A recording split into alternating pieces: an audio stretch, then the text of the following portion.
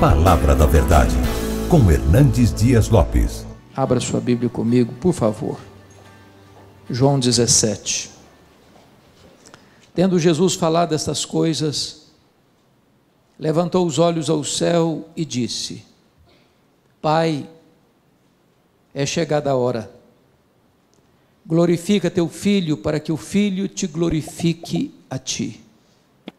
Assim como lhe conferiste autoridade sobre toda a carne, a fim de que ele conceda a vida eterna a todos os que lhe deste. E a vida eterna é esta: que te conheçam a ti, o único Deus verdadeiro, e a Jesus Cristo a quem enviaste. Eu te glorifiquei na terra, consumando a obra que me confiaste para fazer. E agora glorifica-me, ó Pai, contigo mesmo, com a glória que eu tive junto de ti antes que houvesse mundo. Manifestei o teu nome aos homens que me deste do mundo. Eram teus, tu nos confiaste, e eles têm guardado a tua palavra. Agora eles reconhecem que todas as coisas que me tens dado provêm de ti, porque eu lhes tenho transmitido as palavras que me deste, e eles as receberam e verdadeiramente conheceram que saí de ti, e creram que tu me enviaste. É por eles que eu rogo, não rogo pelo mundo, mas por aqueles que me deste, porque são teus. Ora, todas as minhas coisas são tuas, e as tuas coisas são minhas, e neles eu sou glorificado. Já não estou no mundo, mas eles continuam no mundo, ao passo que eu vou para junto de ti. Pai Santo, guarda-os em teu nome que me deste, para que eles sejam um, assim como nós. Quando eu estava com eles, guardava-os no teu nome que me deste, e protegi-os, e nenhum deles se perdeu, exceto o filho da perdição, para que se cumprisse a Escritura. Mas agora vou para junto de ti, e isto falo no mundo, para que eles tenham o meu gozo completo em si mesmos. Eu lhes tenho dado a tua palavra, e o mundo os odiou, porque eles não são do mundo, como também eu não sou.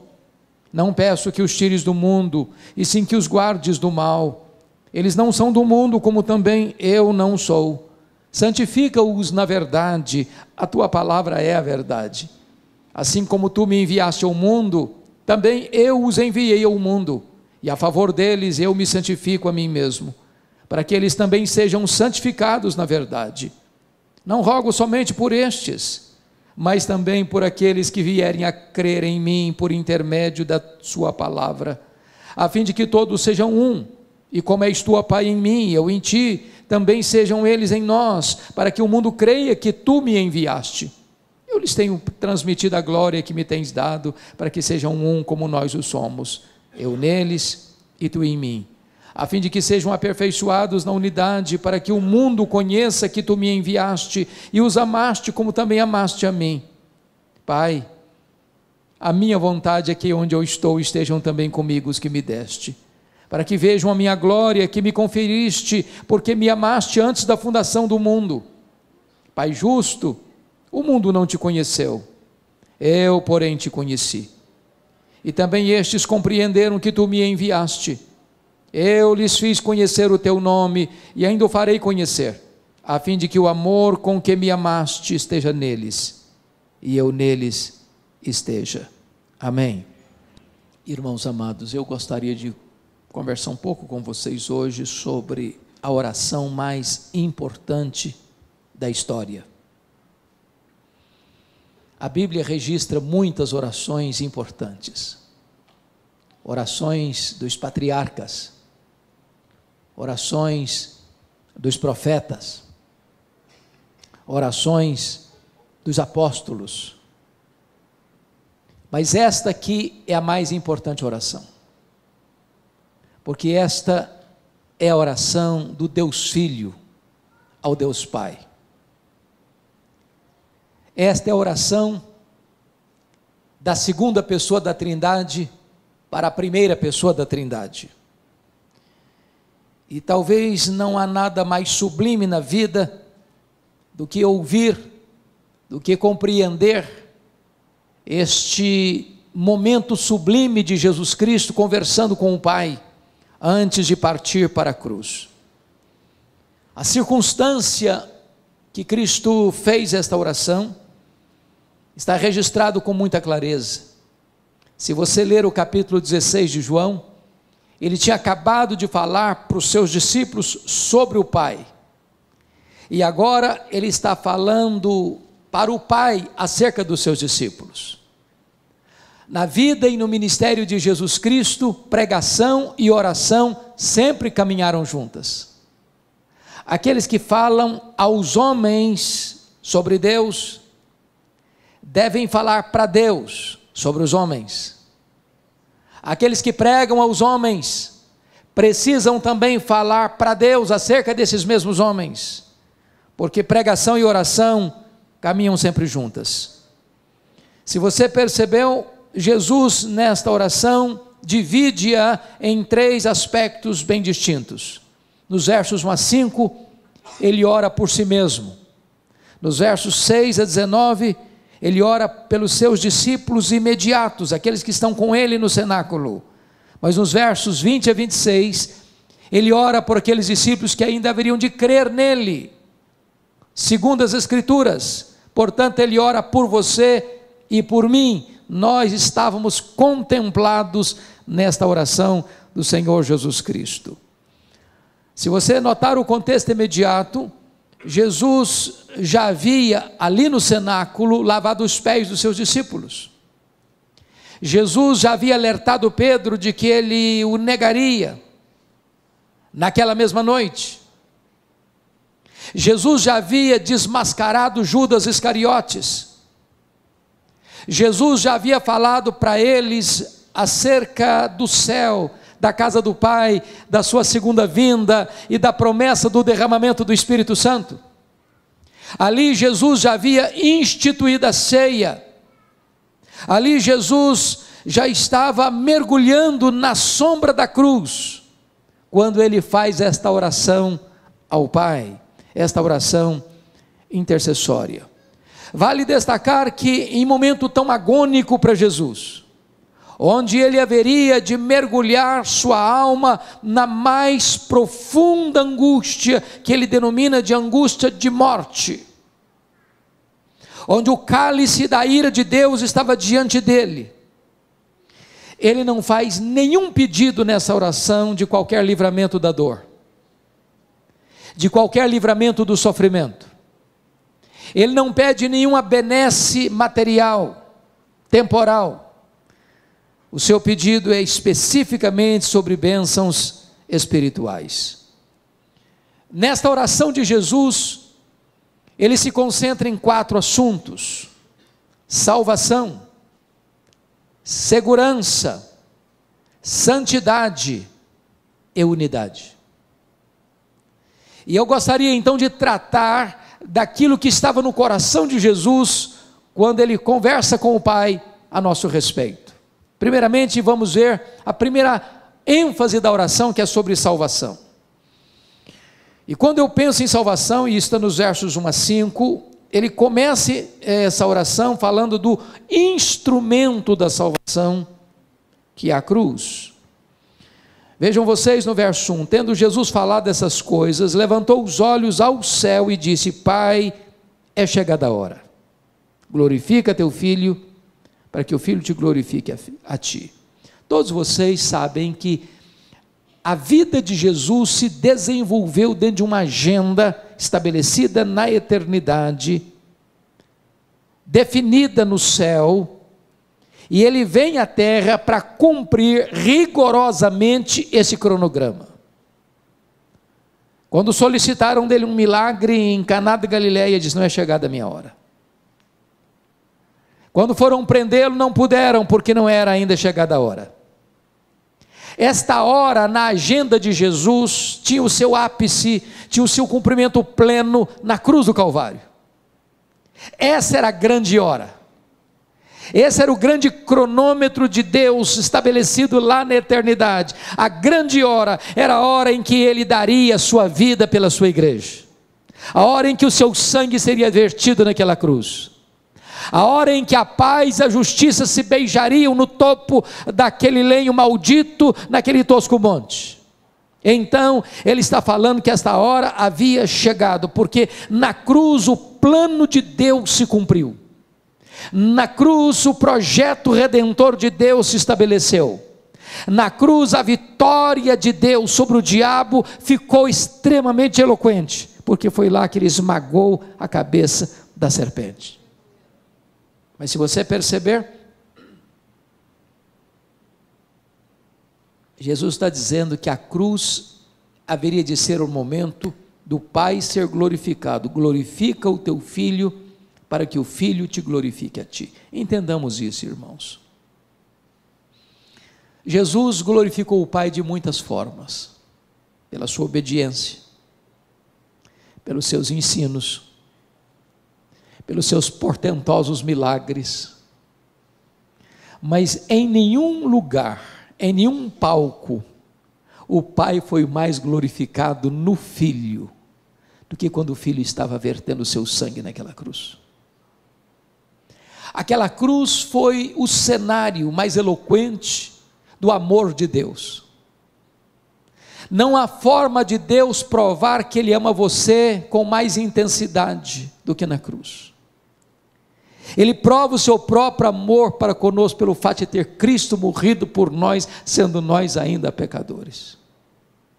Não espere de Deus evidência maior de amor do que foi a cruz do Calvário. Ali o amor de Deus alcançou o zênite, as alturas mais excelsas. Mas também a cruz não foi apenas o palco do amor de Deus, a cruz foi o palco máximo da justiça de Deus. Porque Deus puniu o seu, o meu, o nosso pecado em seu Filho naquela cruz. E quando Deus estava punindo o nosso pecado no seu Filho, golpeando-o e agradando moê-lo naquela cruz, para que nós pudéssemos ser libertos da condenação eterna, nesse momento o Pai estava demonstrando a sua máxima justiça, ao mesmo tempo que revelando o seu máximo amor. Pois bem, amados, agora, notemos em segundo lugar a essência dessa salvação, versos 2 e 3, e a primeira coisa, no verso 2, Jesus recebe a autoridade do Pai para conferir a vida eterna. Veja comigo, assim como conferiste autoridade sobre toda a carne, a fim de que Ele conceda a vida eterna a todos os que lhe deste. Entendamos isso, irmãos. Não há nenhum outro ser que recebeu de Deus Pai autoridade no mundo para dar vida eterna, exceto Jesus Cristo. Nem os patriarcas, nem os profetas, nem os apóstolos, nem Maria, nem Pedro, nem Paulo, nem a igreja, nem qualquer denominação religiosa, nem qualquer concílio eclesiástico, nem qualquer encíclica papal, nem qualquer movimento humano tem capacidade, tem competência, tem autoridade para dar ao homem a vida eterna, a não ser Jesus Cristo. Só Ele pode salvar, só Ele é a porta do céu, só Ele é o caminho para Deus, só Ele é o mediador entre Deus e os homens. Não há nenhum outro nome dado entre os homens pelo qual importa que sejamos salvos, porque Ele recebeu do Pai essa autoridade para dar a vida eterna. Mas o que é vida eterna? E a resposta está no versículo 3, confira comigo. E a vida eterna é esta: que te conheçam a ti, único Deus verdadeiro, e a Jesus Cristo a quem enviaste. Então vamos entender algo tão importante aqui.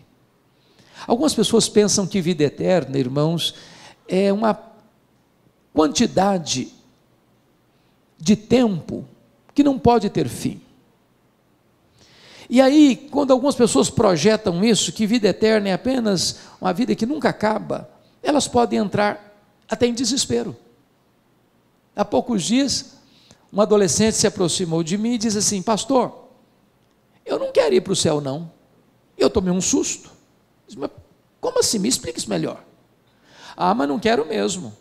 Falei, mas explica para mim, por favor. porque a ideia de céu que eu tenho é que eu vou ficar sentada numa nuvem branca, tocando harpa, cantando. Eu não aguento essa vida inteira, não. Eu quero coisa nova para a minha vida. Tem muitas pessoas que pensam que o céu vai ser chato, monótono. E eu preciso dizer para você que vida eterna é um relacionamento pessoal e íntimo com Deus, onde você vai amá-lo, onde você vai fruí-lo, onde você vai glorificá-lo, onde você vai exaltá-lo, onde você vai servi-lo, e esse Deus é inesgotável em seu ser, e você vai conhecê-lo, e jamais haverá um tempo na eternidade onde você possa dizer, já conheço tudo, não tem mais nada para conhecer, agora eu preciso botar minha vida no piloto automático. Jamais isso vai acontecer. O céu é dinâmico. Então eu quero dizer uma coisa a você hoje, sabe o que você vai fazer no céu depois que você tiver 1 milhão de anos lá? Você vai conhecer a Deus. Sabe o que você vai continuar fazendo depois que você tiver 1 bilhão de anos lá no céu? Você vai continuar conhecendo a Deus. Esse conhecimento é a própria essência da vida eterna. Essa intimidade com Deus é a própria beleza, encanto e realidade da própria vida eterna. Então, notem comigo, em terceiro lugar, a consumação dessa salvação no versículo de número 4. Ele diz assim: eu te glorifiquei na terra, consumando a obra que me confiaste para fazer. Preste atenção na palavra consumando, porque esta foi a sexta e penúltima palavra do Senhor Jesus Cristo na cruz do Calvário, quando ele dá um brado, e diz: está consumado. E essa palavra na língua grega é a palavra tetelestai, está pago, está consumado, está concluído, não tem mais nada por fazer. E essa palavra grega tetelestai, que é a mesma palavra consumado no grego, ela tem 3 significados. Primeiro, essa palavra era usada naquela época, quando um filho recebia uma incumbência de seu pai para fazer algum trabalho específico, e terminado esse trabalho, o filho chegava para o pai e dizia assim: papai, tetelestai, papai, eu concluí a obra que tu me confiaste para fazer. Quando Jesus está morrendo na cruz, ele está dizendo: papai, eu terminei a obra que tu me confiaste para fazer, morrer por amor daqueles que tu me deste, está concluída essa obra. Mas essa palavra tetelestai era usada num segundo sentido. Quando alguém ia pagar uma promissória num banco, quitando aquela dívida, ao pagar e saldar completamente a dívida, recebia então a promissória com um carimbo: tetelestai, está pago, está quites, não se deve mais nada. Eu quero dizer para você que crê no Senhor Jesus Cristo, que se você realmente crê nele, então a sua dívida foi quitada na cruz do Calvário. Então você está quites com a lei de Deus, então você está quites com a justiça de Deus, então já nenhuma condenação pesa mais sobre a sua vida. Tetelestai. Mas essa palavra tetelestai tinha um terceiro significado no grego. Essa palavra era usada quando você comprava um bem imóvel, uma casa, uma propriedade, e ao receber a escritura registrada, porque você já saldou todos os compromissos financeiros, essa escritura recebia um carimbo: tetelestai, agora é seu de direito e de posse. Eu quero dizer para você que quando você creu no Senhor Jesus Cristo, é como se Deus estivesse dando para você uma escritura do céu, registrada, dizendo: pertence a você, de direito e de posse, toma posse da vida eterna. A obra de Cristo foi concluída na cruz, e é isso que Jesus Cristo está dizendo para nós no versículo 4. Mas notem comigo o versículo 5, que trata da recompensa da salvação. E agora glorifica-me, ó Pai, contigo mesmo, com a glória que eu tive junto de ti, antes que houvesse o mundo. Prestem atenção, irmãos. A Bíblia não detalha como é que era esta glória que o Filho tinha com o Pai antes que o mundo fosse criado. Agora imagine que Deus criou todas as coisas e o centro do céu é Jesus. Os anjos adoram a Jesus, eles servem a Jesus. Tudo aquilo que jamais olho viu, ouvido ouviu, todas as riquezas e belezas inefáveis, indescritíveis, toda a bem-aventurança, toda a glória do céu, que Ele deixou para vir aqui se encarnar, pisar o nosso chão, vestir a nossa pele, beber a nossa água, comer o nosso pão, chorar a nossa lágrima, sentir a nossa dor e carregar sobre o seu corpo o nosso madeiro, Ele está tomando de volta. E agora diz: Pai, glorifica-me com a glória que eu tive junto de Ti, antes que houvesse mundo. Ele que pagou o preço pela nossa redenção, agora recebe a recompensa. É o que Paulo escreve em Filipenses capítulo 2, ele se esvaziou, ele se humilhou, ele assumiu a forma de servo, ele se humilhou até a morte, morte e cruz, pelo que também o Pai o exaltou sobremaneira, e lhe deu o nome que está acima de todo nome, para que o nome de Jesus se dobre todo o joelho, nos céus, na terra e debaixo da terra, e toda língua confesse que Jesus Cristo é Senhor, para a glória de Deus Pai. Ele está sendo exaltado, essa é a recompensa. Mas preste bem atenção comigo, por favor, no versículo 24. Você pode ler o verso 24 comigo? Vamos juntos? Você que tem versão atualizada, vamos lá? Pai, a minha vontade é que onde eu estou, estejam também comigo os que me deste, para que vejam a minha glória que me conferiste, porque me amaste antes da fundação do mundo. Preste atenção nisso. Você que vai para o céu, e se você creu em Jesus, você está embarcando para lá, passaporte garantido, entrada garantida, posse garantida, você vai contemplar toda a glória que o Pai conferiu ao seu Filho. Você não só vai ver, você vai usufruir. Nada que possa se referir neste mundo como belo e encantador pode ser comparado com aquilo que Deus preparou para você.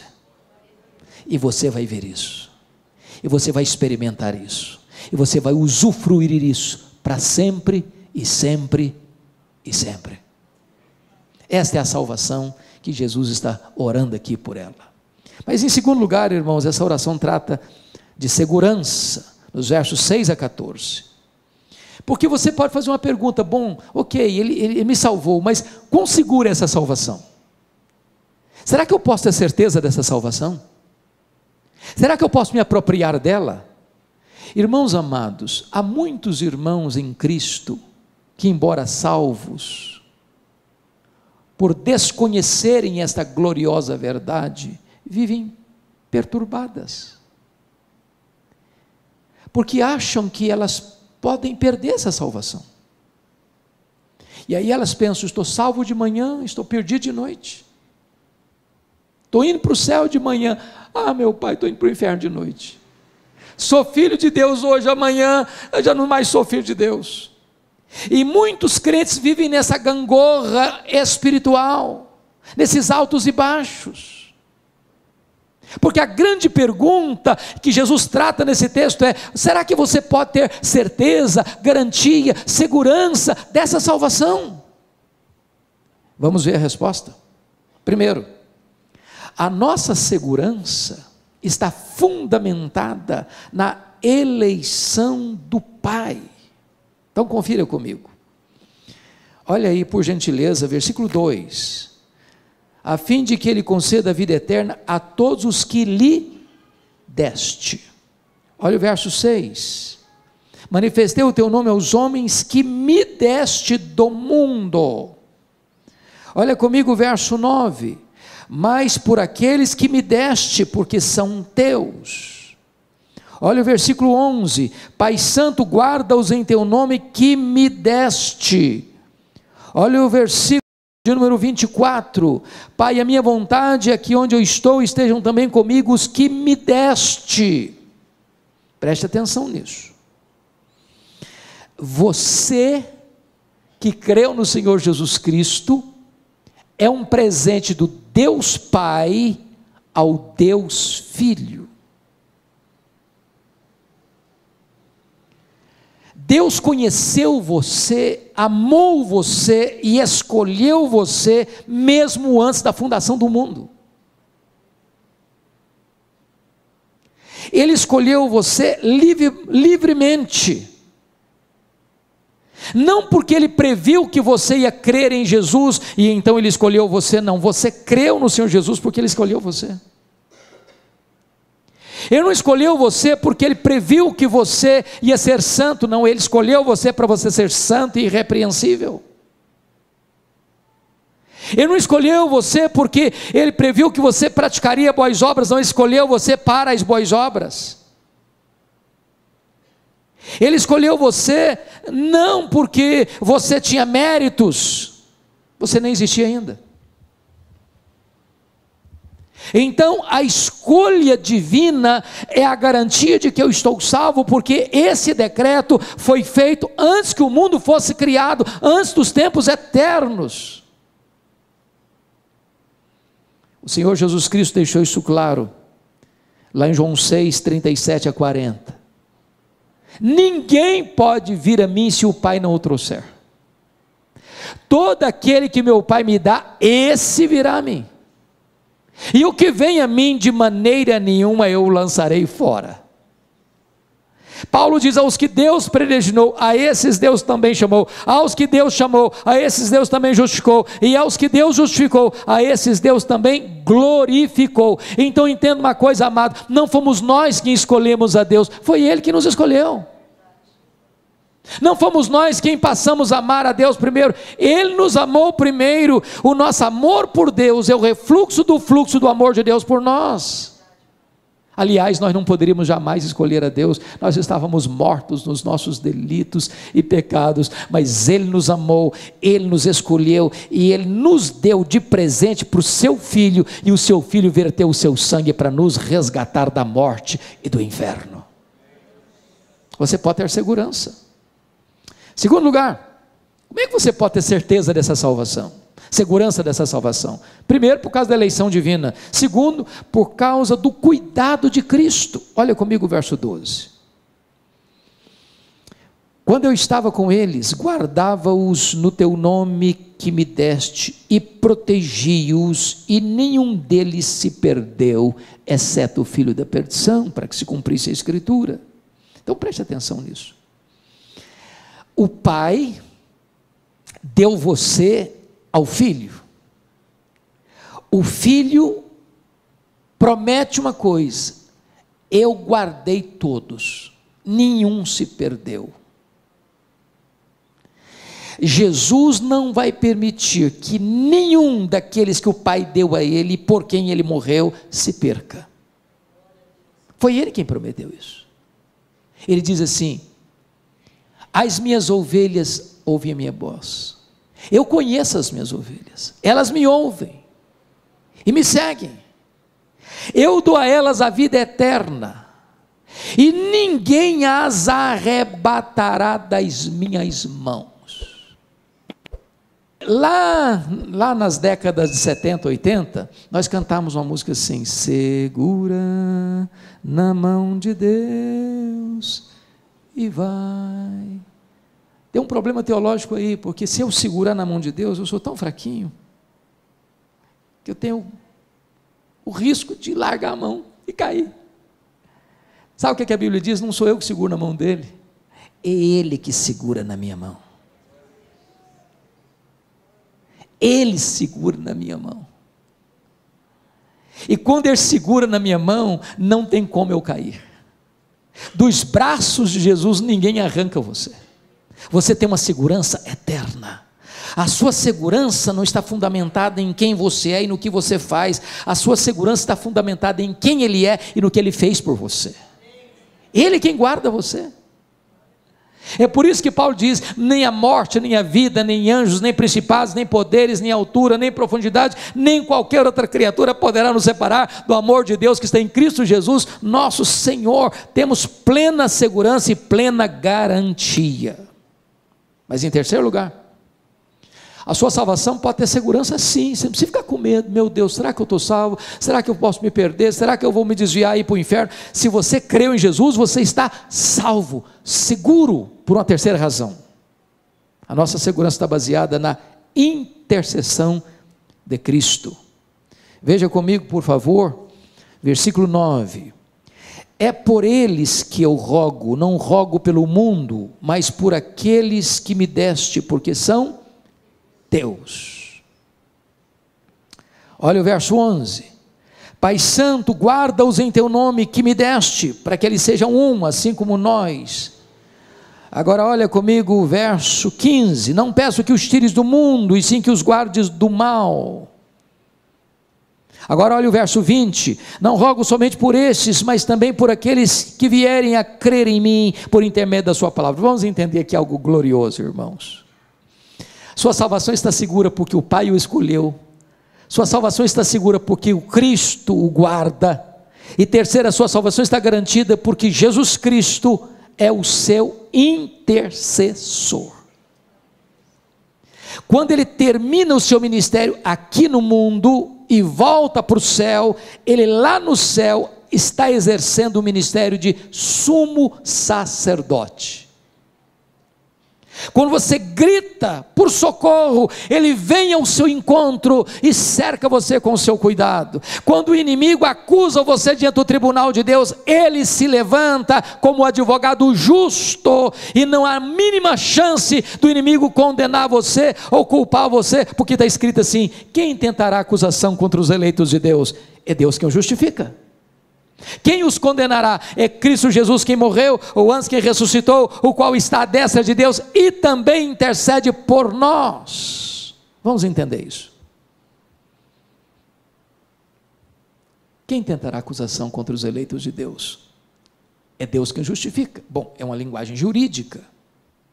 Você e eu estamos acompanhando muito de perto toda a situação de problemas jurídicos no Brasil, mormente depois da Lava Jato. E você vê uma pessoa às vezes que é condenada na primeira instância, mas é absolvida na segunda instância, ou ela é inocentada na primeira instância e se apela para a segunda, e a pessoa é condenada na segunda instância ou na terceira instância até a quarta instância. Quando Paulo diz assim: quem tentará acusação contra os eleitos de Deus? É Deus que o justifica. Está dizendo o seguinte: a sua justificação aconteceu no Supremo Tribunal Federal do céu. Não há instância superior para se apelar, para mudar esse julgamento. O seu julgamento, no sentido de que você está quites com a lei de Deus e com a justiça de Deus, não pesa a condenação sobre você, foi feita na última instância do tribunal celestial, no supremo pretório divino. Não há chance de você ser condenado, porque Deus, o supremo juiz, declarou você já sem culpa, e por uma base legal, um outro alguém morreu no seu lugar, pagou a sua dívida, levou sobre si o seu pecado e recebeu no seu corpo a punição que você devia receber. Se Jesus recebeu a punição por você, você está quis com a lei de Deus, quis com a justiça de Deus, não pesa mais condenação sobre a sua vida. Sua salvação está assegurada. Mas veja você que Jesus agora está intercedendo também por situações da nossa jornada aqui. E por que ele intercede? Confira comigo o versículo 15. Não peço que os tires do mundo, e sim que os guardes do mal. A palavra mal aqui deveria ser melhor traduzida maligno. O que Jesus está dizendo é o seguinte: Pai, eu não peço que tu tires os meus do mundo, porque essa ideia que prevaleceu na Idade Média, de que esse mundo está muito contaminado, então eu não posso ser santo vivendo aqui, vou para um mosteiro, vou me isolar. O grande problema é que quando uma pessoa se isola do mundo, ela leva o seu problema junto com ela, porque o problema não está fora, o problema está no coração. Mas mais, Jesus está dizendo o seguinte: livra-os do mal, livra-os do maligno. Sabe o que significa isso? Significa que aquele que nos salvou é o único capaz de nos sustentar dos ataques, das sutilezas, das armadilhas, dos laços do diabo, porque ele vive 24 horas por dia ao nosso derredor, tentando nos tragar, tentando nos devorar, tentando nos levar para uma região perigosa, para uma zona escorregadia, para um momento de fraqueza ou de uma autoconfiança. E o Jesus Cristo está orando: Pai, guarda-os do maligno, proteja-os do maligno, proteja-os do maligno. E você precisa entender uma coisa: é o Pai que protege você, é o Deus Todo-Poderoso que segura a sua mão, é Ele quem livra você, a sua alma da morte, seus olhos das lágrimas e seus pés da queda. Mas mais uma coisa, irmãos, agora vamos ver comigo o terceiro ponto dessa mensagem, que é santidade.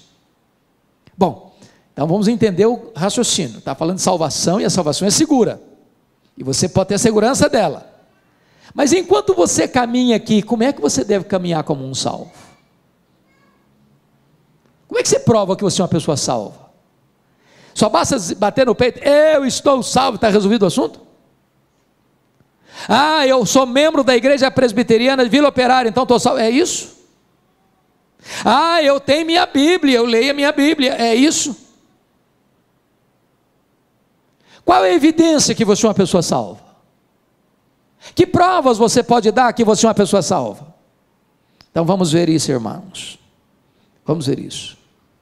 Entendamos uma coisa: a nossa entrada no céu é exclusivamente pela graça e não pelas obras.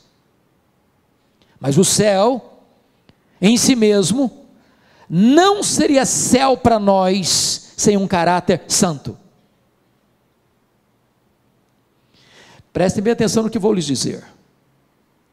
Uma pessoa que não ama a santidade não vai ter clima no céu. Vai ser um peixe fora d'água lá. Há muitas pessoas, irmãos, que pensam que a morte é um condão mágico que muda as pessoas. Morre o pior cidadão, todo mundo elogia o cara. Morreu, só elogio. Mas um ímpio que morre ímpio não ressuscita pio. Morreu pagão, não ressuscita um cristão. Morreu um perverso, não ressuscita um santo. Então, se você é uma pessoa salva, isso precisa ser demonstrado. E de que maneira? De que maneira nós somos santificados? Primeiro, nós somos santificados pela palavra. Vamos lá no versículo 17 comigo? 17 e 17, está escrito assim: santifica-os na verdade, a tua palavra é a verdade. Agora vamos entender, irmãos, algo sublime aqui. Você quer ser santo, irmão? Você tem que ler Bíblia. Eu não sei quanto a vocês, eu penso, estou convencido disso, que nós vivemos na geração mais empolgante da história. Eu sou animadíssimo com a nossa geração. Irmãos, nenhuma geração viu o que nós estamos vendo.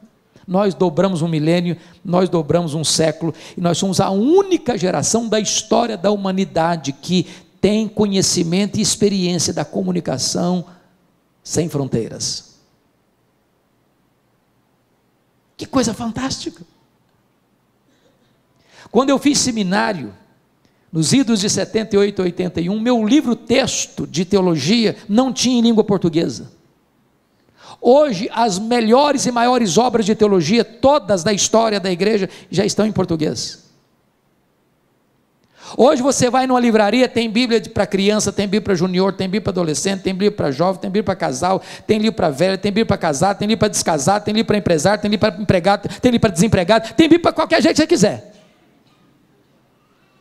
Mas você chega na igreja e diz assim: meus irmãos, vamos abrir a Bíblia lá em Miqueias, e o povo começa a ler lá em Gênesis, para ver onde estão Miqueias, não sabe onde estão Miqueias.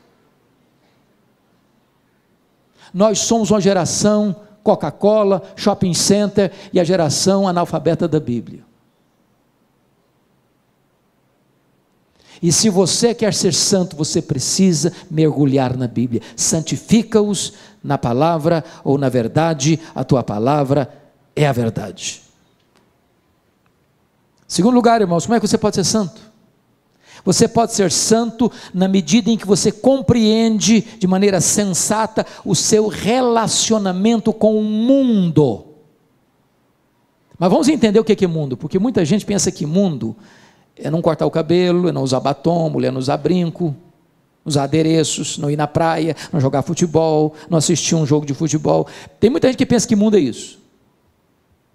Mundo, irmãos, não é físico, mundo não é tangível, mundo é um sistema, mundo é uma cosmovisão, mundo é um conjunto de valores contrário aos princípios absolutos da palavra de Deus. Você liga a sua televisão e você vai ver lá um filme, uma telenovela, ou uma reportagem, ou isso, aquilo, outro, você vai perceber que muitas vezes aquilo vem num viés contrário aos parâmetros e aos princípios de Deus. Isso é mundo. Como é que você vive com isso? Então preste atenção. Primeiro, versículo de número 16, confira comigo. Eles não são do mundo, como também eu não sou. Bom, é chocante eu afirmar isso para você, mas você não é do mundo. E eu não estou dizendo que você é um ET.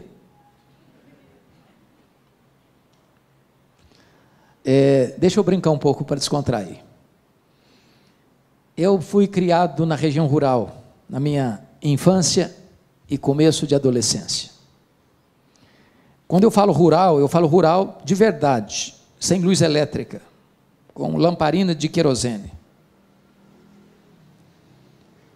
Até os meus 14 anos, eu tinha muito medo de defunto, de gente morta, de gente viva, nenhum medo.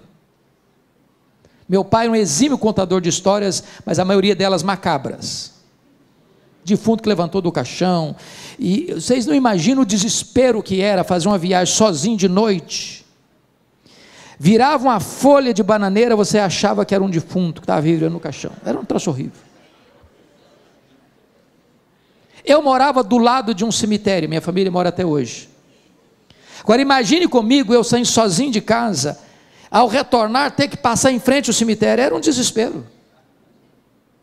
E um determinado dia, à noite muito escura, eu voltando, coração acelerado de medo, quando eu olho uma senhora caminhando, e eu me aproximei, apertei o passo, falei, pelo menos vou ter companhia para passar em frente. Eu chego em frente, a mulher começa a bater papo, ela fala, meu filho, quando eu era deste mundo, falei, pronto, eu estou falando de um fantasma, um desespero total.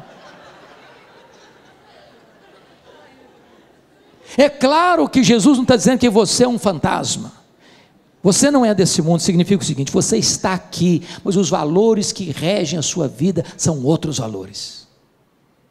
Os princípios que governam sua vida, seu casamento, sua família, seus negócios, seus lucros, seus gastos, seu lazer, sua mente, seu coração, suas emoções, suas palavras, suas reações, são outros princípios.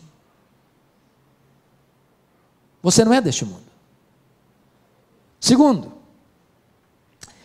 olha comigo o versículo 14. Eu lhes tenho dado a tua palavra e o mundo os odiou. Preste atenção nisso. O mundo odiou ontem, o mundo odeia hoje e o mundo vai odiar amanhã. A igreja e o mundo nunca vão ser bons parceiros. Eu não estou falando que você não vai ser bom parceiro do seu vizinho, dos seus amigos. Eu estou falando que entre você e esse sistema de valores vai existir um conflito permanente. E se a igreja não está sendo perseguida pelo mundo, não é porque o mundo amansou, é porque a igreja se acovardou. Perguntaram para Francisco Leonardo, eminente professor do Seminário do Norte, reverendo Francisco, se a igreja for mais perseguida, ela será mais fiel? Ele respondeu, não. Se a igreja for mais fiel, ela será mais perseguida. A amizade do mundo é pior do que a espada do mundo. Terceiro, olha comigo, o versículo de número 11, estamos no mundo, mas nós somos guardados do mundo. Versos 11 a 15, ele está exatamente tratando dessa questão de você estar no mundo, mas ser guardado do mundo, estar no mundo, mas ser protegido do mundo, de você conseguir ligar a sua televisão e assistir um jornal, mas não permitir que aqueles valores subliminares, ou que estão por trás dos bastidores, mexam com o seu coração, determine a sua mente. Você está hoje em qualquer frente da vida, seja no comércio, seja na indústria, seja no campo, seja na academia, seja onde for, você está lidando com esses valores, mas você está permanecendo firme pelos valores do céu, pelo diapasão do céu. Você é guardado do mundo. Mas notem mais, agora confira comigo o versículo 18, esse 18 é magnífico. Você pode ler o 18 comigo? Vamos juntos? Assim como tu me enviaste ao mundo, também eu os enviei ao mundo. Então preste atenção que tem uma missão e tem uma estratégia. A missão é, Jesus nos envia de volta ao mundo. Mas qual a estratégia? Assim como o Pai me enviou ao mundo, eu também vos envio. Então preste atenção. Você é crente? Ok. Você não pode viver num gueto. Você não pode viver separado, isolado. Você precisa ter amigos. Você precisa se relacionar com pessoas. Você não pode se fechar dentro de 4 paredes. É lá fora que você vai viver a sua vida cristã, convivendo com as pessoas, relacionando-se com as pessoas, influenciando pessoas. Você é o sal da terra, você é a luz do mundo, você é um luzeiro a brilhar. É lá que você vai marcar a sua influência, nos seus relacionamentos, nos seus contatos, sendo uma bênção, sendo um bom vizinho, sendo um bom marido, sendo uma boa mulher, sendo uma boa esposa, sendo um bom filho, sendo um bom pai, sendo uma boa mãe, sendo um bom empregado, sendo um bom patrão, sendo um bom comerciante, sendo um bom amigo. E enquanto você se relaciona, você é luzeiro de Deus a brilhar onde você está. Mas vamos fechar, vamos concluir, irmãos, com o último assunto. Falamos de salvação, falamos de segurança, falamos de santidade. Último ponto, unidade. A pergunta agora é, bom, se Deus nos salvou, e se nós temos segurança dessa salvação, e se nós devemos viver em santidade, como é que eu me relaciono com os outros irmãos que são crentes como eu? Então vamos olhar isso. Unidade. Versos 21 a 26. Primeiramente, o que não é unidade? Tem muita gente que pensa que unidade é, vamos tirar as placas das igrejas. Tem placa demais, tem igreja demais, tem denominação demais, isso está complicando demais. Então vamos fazer o seguinte, vamos juntar todo mundo numa placa só. Não é isso que Jesus está falando. Ele não está falando de uma unidade organizacional. Segundo, Jesus não está falando aqui de ecumenismo. O que é ecumenismo? Ecumenismo significa, não vamos falar de doutrina, doutrina divide, vamos falar de amor, não importa o que você creia, vamos estar juntos. Não, a Bíblia proíbe isso. Não tem unidade fora da verdade. Bom, então o que é esta unidade? Amados irmãos, vamos ver. Unidade significa o seguinte, se você está em Cristo, não importa a igreja que você frequenta, você é meu irmão. Agora convenhamos, é muito triste, quando hoje ainda se percebe muitos segmentos religiosos, batendo cabeça, brigando uns com os outros, ferindo uns aos outros, numa briga doméstica, onde as próprias ovelhas estão se ferindo, tirando aquilo que nós chamamos da unidade. Nós não criamos a unidade já existe, nós preservamos a unidade no vínculo do Espírito. Mas por que nós devemos buscar a unidade da igreja? Primeiro, porque Jesus pediu isso ao Pai. Olha comigo versículo 21 e 22. A fim de que todos sejam um, e como és tu, ó Pai, e tu em mim, também sejam eles em nós, para que o mundo creia que tu me enviaste.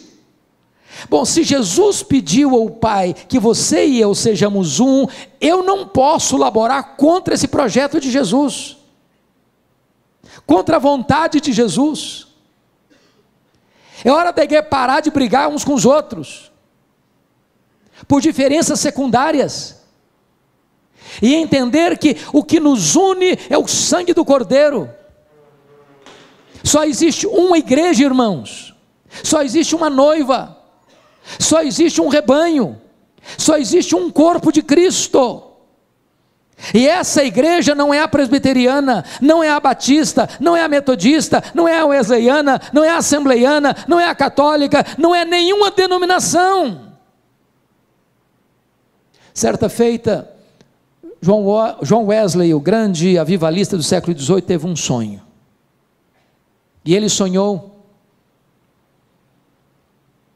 que ele foi ao inferno. E aí ele perguntou assim: tem metodista aí no inferno? Respondeu: está cheio. E presbiteriano tem? Falei: tem muito. Tem católico? Tem demais. Ele ficou escandalizado. Aí no sonho dele foi para o céu. Perguntou lá assim: tem metodista aí no céu? Tem não. E presbiteriano? Tem também não. Tem católico? Também tem não. Falou: mas quem tem aí então? Apenas aqueles que foram lavados no sangue do Cordeiro. Esta é a igreja, irmãos. Nós estamos separados em placas, e não estou dizendo que nós vamos jogar as placas fora. Nós amamos a nossa igreja, nós amamos a nossa denominação, e nós defendemos a nossa denominação, cada um de nós aqui, mas o que nos une é o sangue do Cordeiro. Se estamos em Cristo, somos um. Segundo lugar, irmãos, por que nós devemos buscar a unidade? Por causa da nossa origem espiritual. Olha aí comigo o verso 21, a fim de que todos sejam um, e como és tu, ó Pai, em mim e eu em ti, também sejam eles em nós.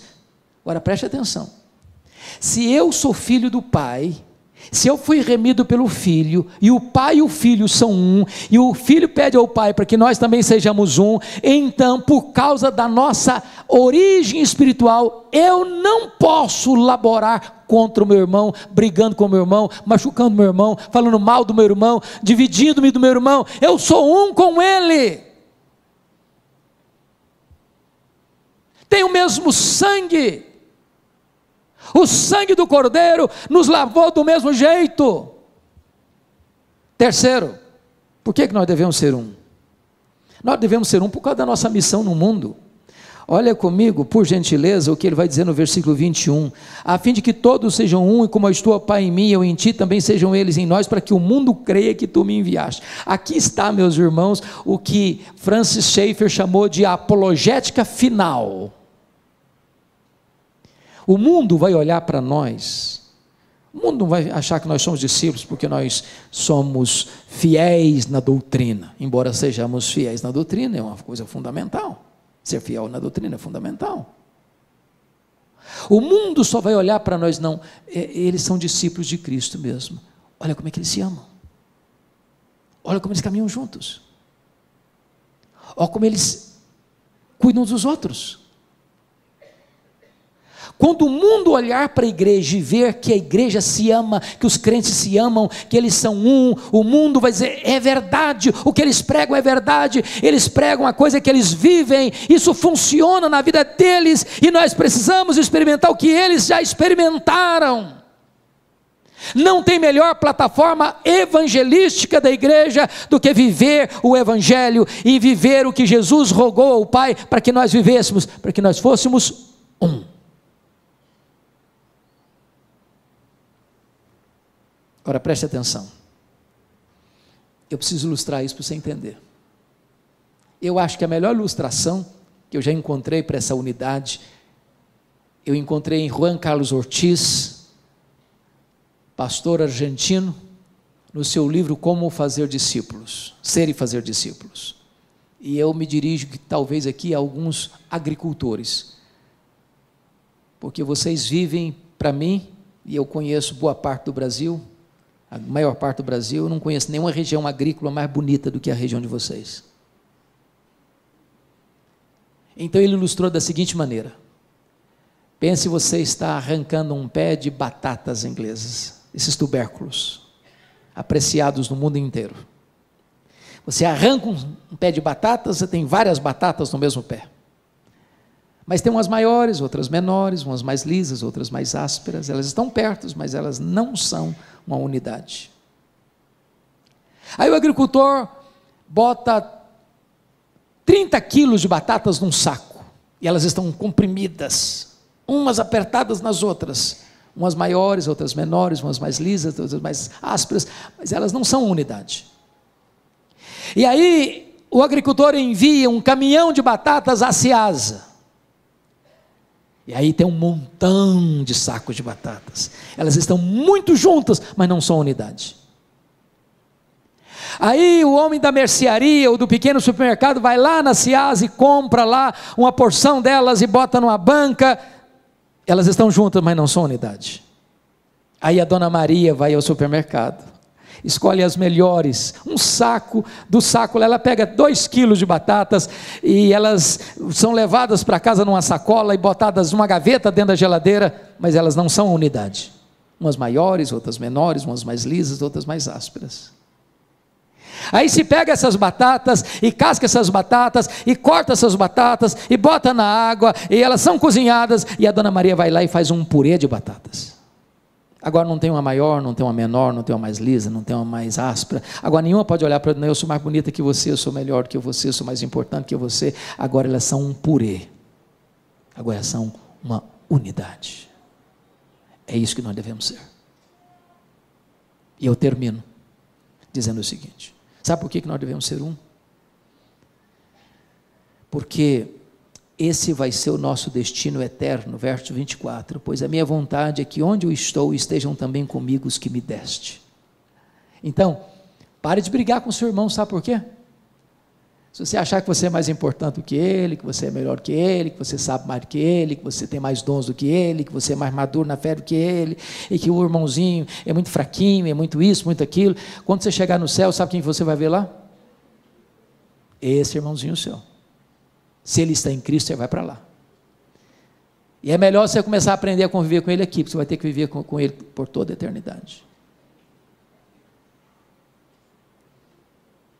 Eu espero em Deus que a oração do Deus Filho ao Deus Pai encoraje a cada um aqui nesta noite a entendermos que a nossa salvação foi realizada por Ele na cruz, que essa salvação é garantida pelo próprio Deus, você não precisa ter medo, e que se você é uma pessoa salva, você evidencia isso através de uma vida de santidade, e nós que fomos alcançados pela graça, somos um, e assim devemos viver aqui, porque assim viveremos para sempre, e sempre, e sempre.